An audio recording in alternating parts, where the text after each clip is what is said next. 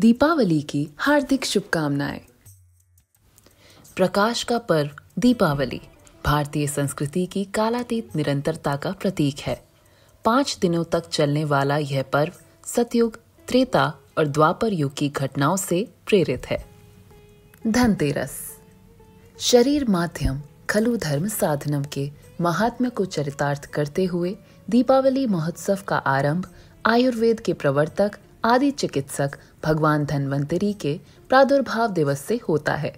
मान्यता है कि सतयुग में समुद्र मंथन के फलस्वरूप भगवान धन्वंतरी चिकित्सा शास्त्र और अमृत कलश के साथ इसी दिन अवतरित हुए थे।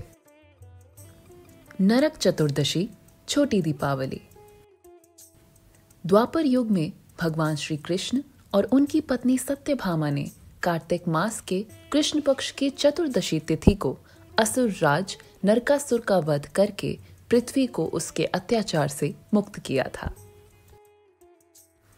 दीपावली सतयुग में माता लक्ष्मी का अवतरण समुद्र मंथन के फलस्वरूप हुआ था।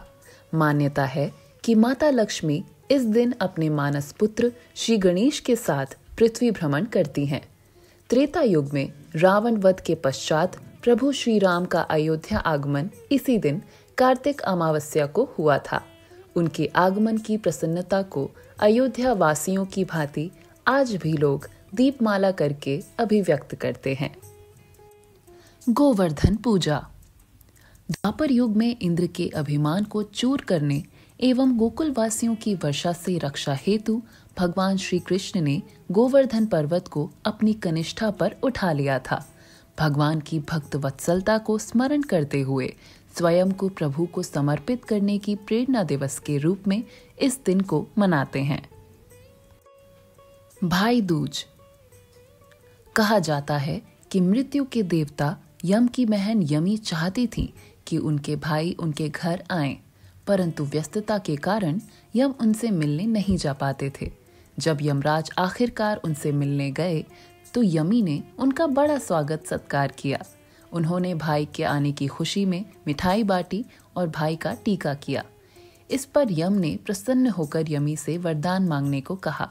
यमी ने बहनों के लिए एक दिन मांगा, जिस दिन भाई हर वर्ष बहनों के घर आया करेंगे। इसी दिन भगवान श्री कृष्ण नरकासुर वध के पश्चात अपनी बहन सुभद्रा के पास गए थे। सुभद्रा ने उनके माथे पर तिलक लगाया और आरती की। इन कारणों से भाई बहन के निश्चल प्रेम का पर्व भाई दूज कार्तिक मास के शुक्ल पक्ष की द्वितीया को मनाया जाता है। भारत की चेतना उसकी संस्कृति है। अभय होकर इस संस्कृति का प्रचार करो। स्वामी विवेकानंद।